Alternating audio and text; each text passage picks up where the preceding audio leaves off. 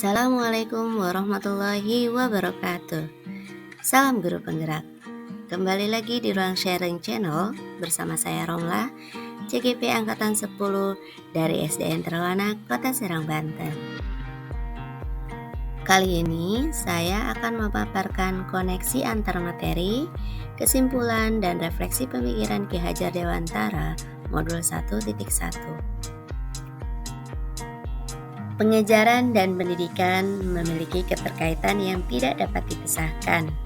Menurut Ki Hajar Dewantara, pengajaran dapat diartikan sebagai bentuk aktivitas pendidik dalam menyampaikan materi pelajaran ataupun pengetahuan kepada para peserta didiknya. Dalam hal ini, tentu guru sebagai pamong harus memberikan teladan yang baik dengan penuh kasih sayang dan keikhlasan. Di samping itu juga, menurut Ki Hajar Dewantara, pengajaran harus menghargai keunikan dan perbedaan tiap individu. Karena pada hakikatnya peserta didik memiliki karakter dan keunikannya masing-masing. Pendidikan pada dasarnya merupakan sebuah tindakan menuntun atau memberi tuntunan terhadap seluruh kodrat yang dimiliki oleh anak supaya mencapai keselamatan dan kebahagiaan setinggi-tingginya, baik sebagai manusia maupun sebagai anggota masyarakat. Pendidikan memberikan kebebasan kepada murid untuk berkembang secara menyeluruh agar mampu hidup bermakna baik untuk dirinya sendiri maupun orang lain secara mandiri dan berkelompok.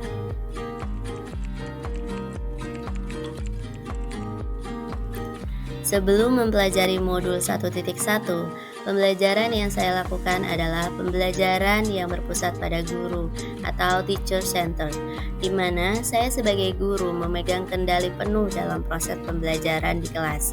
Sedangkan peserta didik saya hanya menjadi objek pembelajaran. Mereka hanya menerima materi dari apa yang saya ajarkan saja.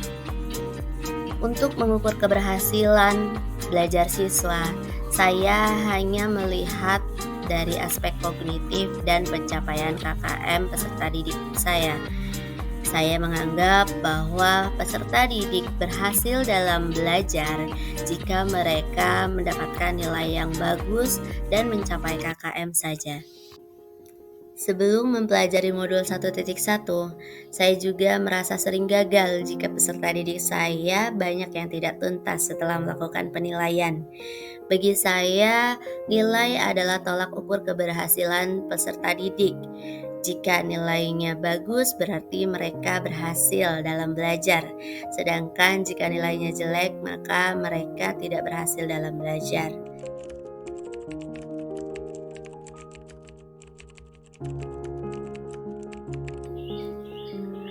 Setelah mempelajari modul 1.1, saya menyadari bahwa pembelajaran harus berpusat pada peserta didik atau student center, bukan lagi berpihak pada guru.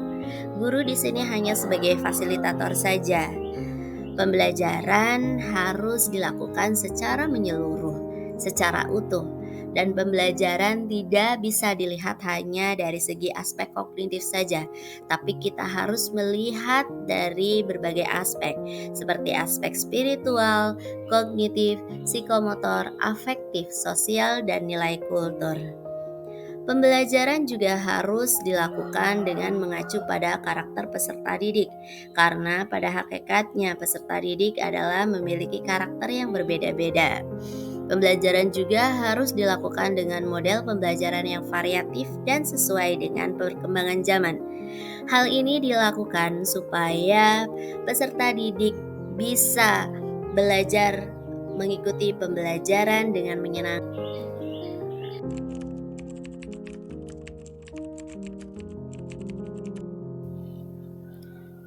Yang dapat segera saya terapkan dalam pembelajaran di kelas setelah saya mempelajari modul 1.1 antara lain, yang pertama, merancang pembelajaran yang interaktif dan menyenangkan. Hal ini tentu dilakukan agar peserta didik terlibat aktif dalam proses pembelajaran berlangsung, baik di kelas maupun di luar kelas. Dan juga agar peserta didik mampu mengikuti pembelajaran dengan baik dan menyenangkan. Yang kedua adalah menerapkan pembelajaran dengan prinsip 4C atau creativity, critical thinking, collaboration, and communication. Hal ini tentu dilakukan agar potensi-potensi yang ada dalam diri peserta didik mampu tergali, baik secara kreativitasnya atau secara nalar kritisnya, dan mereka mampu berkolaborasi dan mampu mengkomunikasikan hasil karya yang mereka ciptakan. Yang terakhir adalah menggali karakter dan latar belakang peserta didik. Tentu hal ini sangatlah penting bagi seorang guru mengenali karakter dan latar belakang peserta didik. Karena apa? Karena mereka datang dengan karakter dan latar belakang yang berbeda-beda. Hal ini dilakukan agar kita sebagai seorang pendidik memberikan pelayanan atau treatment yang tepat kepada peserta didik kita. Sekian pemaparan dari saya, semoga video ini bermanfaat untuk Bapak dan Ibu semua. Wassalamualaikum warahmatullahi wabarakatuh.